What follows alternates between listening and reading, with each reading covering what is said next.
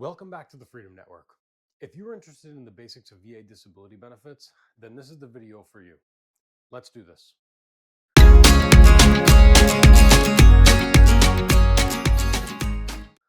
Now, there are a lot of videos out there that go deep into the weeds for every aspect of the process. So I'm just going to scratch the surface of this and hopefully give you some insight.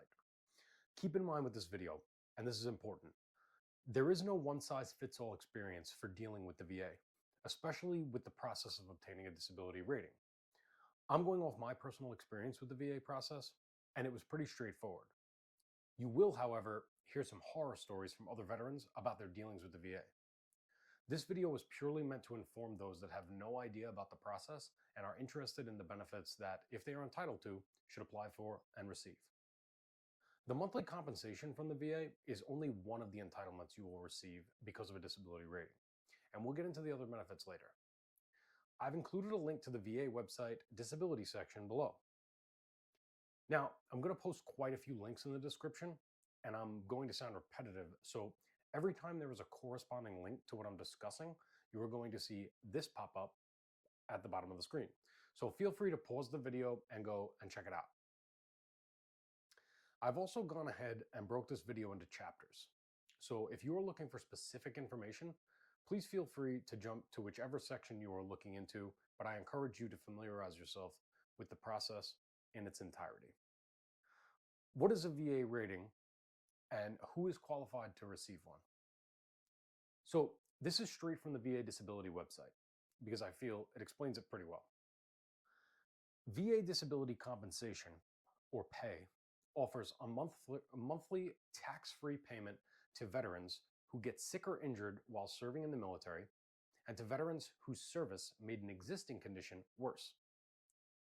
You may qualify for a VA disability benefits for physical conditions like chronic illness or injury, and mental health conditions like PTSD that developed before, during, or after your service. So in other words, if you served on active duty or a reservist in Title 10 or Title 32 status, and either sustained some kind of injury physically or developed some kind of mental condition or had a previous condition worsened by your service, you are eligible for a VA disability rating if the correlation is made between your condition and your service. The VA is looking for certain things to determine if you're entitled to a rating. They are looking for a diagnosis of a condition, evidence of an in-service incident, symptoms exhibited during service, injury in service, or some kind of toxic exposure, and the third element is a nexus. Something that shows the current disability was caused or exacerbated by your service. A nexus letter can come from your personal doctor and state that they believe your condition is tied to the service based on their expert medical opinion, and this can be the hardest part to prove to the VA. The nexus letter is not a requirement, but can sometimes make or break your claim. If the VA believes there is enough evidence without a nexus letter from your doctor, they will grant the claim. If the VA does not believe there is enough evidence, they will schedule for an evaluation known as the Compensation and Pension Exam, or C&P exam. And the medical professional that does the exam can write the nexus letter. I want to touch on presumptive conditions. What this means is that if you can show you were in a location where the VA knows that troops were exposed to toxic chemicals, such as Agent Orange during Vietnam, the exposure to toxic drinking water at Camp Lejeune, or exposure to burn pits, then the service connection should be automatically granted. There is a list of presumptive conditions granted for burn pit exposure, and I've posted the link in the description. I'll post a link to the PDF below that has some more important information about presumptive conditions and has some of those conditions listed. Let's talk about methods for filing your claim. So the first method is using a VSO. So what is a VSO? This is the method I would recommend to you if you could find a solid VSO or Veterans Service Organization. I've put a link below so you can search for a VSO in your area. VSOs are either employed by local government or can be volunteers of an organization such as the American Legion, VFW, Disabled American Veterans. They will help put your claim together and help you at no charge. You could also hire a lawyer. It is possible to hire a lawyer to help with your claim, but this is usually the case when your initial claims are denied and you need legal help to get your claims approved. Current law prevents a lawyer from charging you for any assistance in filing your initial claim for VA disability benefits. The lawyer can only charge you for help when you're challenging a VA decision on your disability claim. You can file the claim yourself either online or with the VA's 21526 Easy form and mail it in. If you're planning on filing the claim yourself, it is important to know as much about the VA disability process as possible. I would recommend familiarizing yourself with the law the VA uses to decide disability ratings, which you can find in the Electronic Code of Federal Regulations, Title 38, Part 4, known as the Schedule for Rating Disabilities. I'll provide the link below. Just be aware, it's a lot of information. When you deal with a VSO, a lawyer, or a company that specializes in the process, it is their job to know the information, which alleviates you from having to do a lot of the reading, but at a cost, unless you're using a state-provided VSO. So the final method I'll mention is private companies. Now, you can only utilize one of these companies if your state has not passed legislation making it illegal for any entity to accept money for handling your VA disability claim.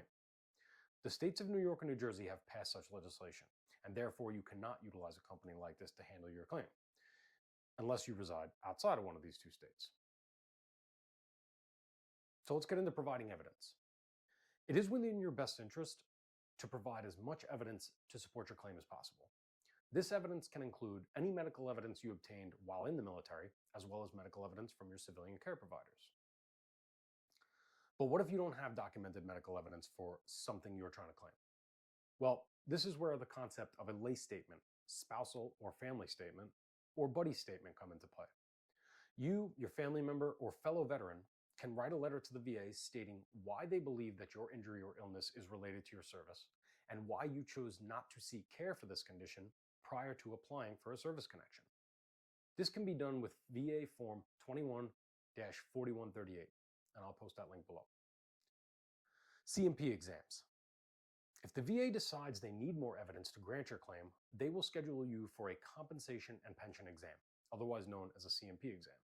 These exams can be anywhere within 100 miles of your residence and will most likely be at a civilian doctor's office and not the VA. It may not be the VA that calls you to schedule for your exam. It can be a contractor hired by the VA. I highly recommend when they schedule your initial appointment that you do not miss it, as this can mean them dropping your claim. Also, I do not recommend you try and reschedule, although it is possible for you to reschedule. It will prolong your process. It is also important to remember that when you go to these C&P exams, that you describe your condition that you have on your worst day. Now comes the wait. If you download the VA app, it makes it easy for you to monitor the progress of your claim. You can use id.me to log into the VA app. Here comes the decision. So when the VA comes to a decision, I hope it's favorable for you. They'll send you a packet in the mail with the decision and a breakdown of your disability ratings. If you opted for direct deposit and are eligible for retro pay, they will deposit the money into your account. If you didn't sign up for direct deposit, the VA will mail you a check. It is important to track the payments dispersed by the VA so you know when to expect it. You could track the payments dispersed on your VA dashboard. If your decision is not favorable or it is not what you think you are entitled to, you have options. You can go back to your VSO and they can appeal to a higher authority at the VA. You can also utilize a lawyer route to file for an appeal. Again, as I said in the beginning of this video, there's a lot of information out there that gets into specifics of this process, and this video is simply to give you an overview. So let's talk benefits. Aside from the monthly monetary benefit, which you can find on the VA page on compensation rates, see the link below, there are a number of other benefits worth mentioning. So at the 0% disability rating, it is important to note that even with a 0% rating, the VA has acknowledged that your condition is service-connected, and you are entitled to go to the VA for follow-up visits pertaining to that condition, and if it worsens, you will have your percentage increased. 10% to 20%. When you are rated at 10 or 20%, you will receive monthly monetary compensation, waiver of the VA funding fee, which could be as high as 3.3% of the cost of the home you're attempting to purchase, the ability to apply for the VA's Vocational Readiness and Employment Program, which is essentially the GI Bill on steroids, burial and plot assistance outside the national cemeteries, 10-point preference for federal employment, and access to the commissary and exchange in person or online. You're also entitled to free VA healthcare for anything that is service-connected and that you've been rated for, and you can have your travel expenses reimbursed for having to go to the VA for service-connected appointments. At the 30% level, the significant bump for this is that you're also going to receive additional monetary compensation for your dependents. This can mean your spouse, children, and parents if they are living in your household and are not working. Also at 30%, you are eligible for the direct hire program, which means because of your rating, you can be given preference to essentially be hired on the spot for certain federal jobs. But you must also meet the qualifications for that job. At the 50% rating, you can receive free healthcare and medications from the VA, regardless if they are service-connected or not. You can also receive reimbursement for all of your travel expenses accrued due to VA appointments. But the most significant benefit with being 50% rated is you can collect your military retirement and your VA disability compensation concurrently. At the 70% rating, this level entitles you to long-term care or community living or senior care free of charge. Now, being rated at the 100% level will entitle you to have a military ID card. You may also qualify for adaptive housing grants and adaptive automobile grants. You also qualify for federal student loan forgiveness and no-cost dental care. You may also receive permanent and total rating along with your 100% or P&T rating. What this rating means is that the VA acknowledges that your conditions will most likely not improve with time. It does not mean that you're unable to work. With a P&T rating comes other eligibility, such as education assistance for your dependents under Chapter 35 education benefits, which could mean up to $1,500 per month for each of your dependents if they attend school full-time in person. Check out the link below for more on Chapter 35.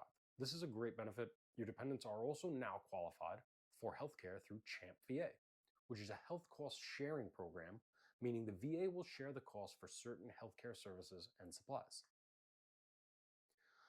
One other benefit worth mentioning in the state of New York is the Merit Scholarship. So if you're 100% P&T in New York State, you qualify for the Military Enhanced Recognition, Incentive, and Tribute, or Merit Scholarship. The Merit Scholarship is available to the spouse, children, any financial dependent, and the veteran themselves, and covers the cost of attendance to any State University of New York college as long as the student is enrolled full-time. What's great about this program is that on top of receiving the scholarship, the spouse, child, or financial dependent can also receive the VA Chapter 35 monthly monetary benefit to help with any financial burdens they may have while attending school. Additional benefits related to having a disability rating. An important benefit you are entitled to when you're able to access VRNE, which I spoke about earlier, is the ability to collect full BAH while enrolled in the VRNE program. In order to qualify for this, you must have some of your post-9/11 GI Bill remaining. If you do have post-9/11 GI Bill remaining, you can collect 100% of the BAH for your institution zip code. If you do not, you will collect a subsistence rate, which is significantly lower than the BAH. If you used your 9/11 GI Bill while you had a disability rating, you may be eligible to have your full post-9/11 GI Bill allotment restored. You could speak to your VRNE counselor about this.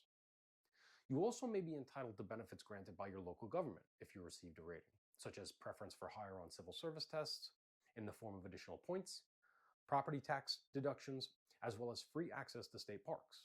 Just an example, if you are rated at 100% in the state of New Jersey, you're exempt from property taxes.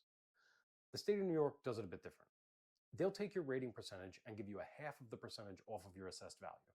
Check your local area government tax website for more information on that. If you need proof of your disability rating for civil service priorities, benefits given by the local government for veterans with disabilities, or property tax rebates that may be offered by your local government, you can get these letters through the VA app or on the desktop. So I'll wrap this up by saying, I hope the information in the video has helped you in some way better understand the VA disability process or informed you about a benefit that you were previously unaware of. If you have any suggestions for future content you'd like to see, please feel free to comment and like and subscribe to the channel, please.